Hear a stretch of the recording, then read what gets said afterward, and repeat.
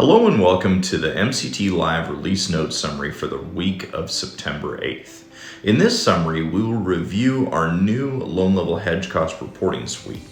Because of the relatively complex nature of this report, we will also be hosting a webinar this Thursday that will be focused entirely on this release. For background, there is a long history in the conversation of loan level hedge cost reporting within the capital markets community. Any lender who has transitioned from a best efforts delivery model to an internally hedged secondary platform understands the accounting complexities that come with this conversion. Because of the one-to-many relationship that exists between the hedge position and the pipeline lock unit, it isn't possible to produce reporting that will guarantee a perfectly accurate hedge cost for all loans in the analysis.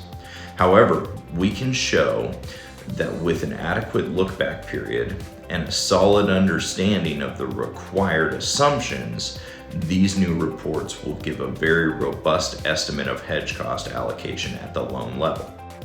These reports, if used correctly, can in turn unlock valuable hedge performance analysis at the product, branch, and origination channel levels. Before we jump into the calculations used in this report, I first need to highlight some of the important assumptions used in the report and explain some of the limitations that they can cause. First, we assume a consistent and responsible hedging strategy with no market timing of hedge positions, and relatedly, we assume all the loans in the analysis are equally as lucky or unlucky as the others.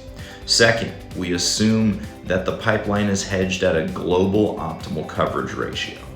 It is also important to remember that this is a hedge cost report, and as such, in this analysis, we decouple the hedge performance from the loan sale performance. In other words, we are only looking at hedge cost and not considering the market performance of the end state execution in this analysis. This is essential to understand in the context of AOTs. If you will be using these reports to analyze specific product performance and that given product is either over or under assigned compared to the overall pipeline, this analysis could be substantially skewed. Finally, the hedge cost figures that are generated can only be used after the analysis period has closed. For example, if we are using a quarterly report and looking at a loan sold today on September 8th, we won't have a fixed hedge cost value to assign this loan until after the market closes on September 30th. Now that we have covered some background of the report, I will now give a quick overview of the calculations employed in the analysis. For purposes of the example, I will use a quarterly analysis for Q2 2020. You can see in column G that we first distribute a weighted average hedge cost across loans in the analysis. We then compute the weighted average market movement for the population in column I, and then compare that to the specific loan market movement in column H. This gives us the loan's market experience in relation to the overall population, which we show as deviation from mean in column J. This comparison forms the basis of the market-based hedge cost distribution.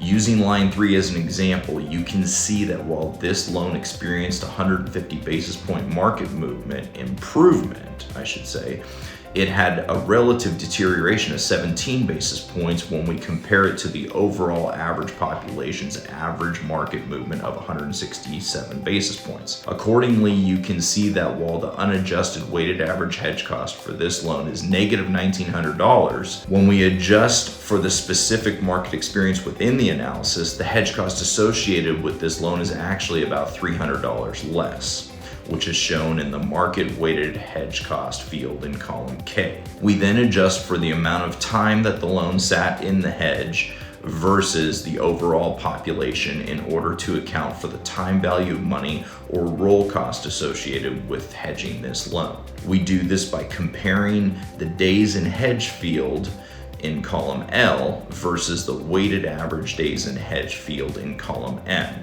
The basic idea here, of course, is loans that sat in the hedge for a long period of time need to be assigned more roll cost and vice versa. Using line 9 as an example, you can see that because this loan was in the hedge for only 10 days compared to the average of 43.7 days for the population, this loan receives a positive lock period adjustment of $720 shown in column O. Then we finally add this lock period adjustment value to the weighted average hedge cost field, which gives us the scaled hedge cost figure in column P. This is the actual loan level hedge cost calculated from this report. Now, it is important to understand that I have skipped an essential part of the analysis when using loan level hedge cost to determine actual hedge performance. And that is, of course, the fact that I am only looking at funded production in this report and not fallout. The good news is that we have fallout included and accounted for in a separate report called lock loan level hedge cost. It uses logic that is identical to the report that I have just reviewed here, except both funded and fallout locks are included in the analysis. For purposes of time, I won't review that report in this segment. However, we will cover it in detail on Thursday's webinar, along with more detail on this new reporting suite. This concludes this week's release notes summary. Thank you for your time, and we will be talking next week.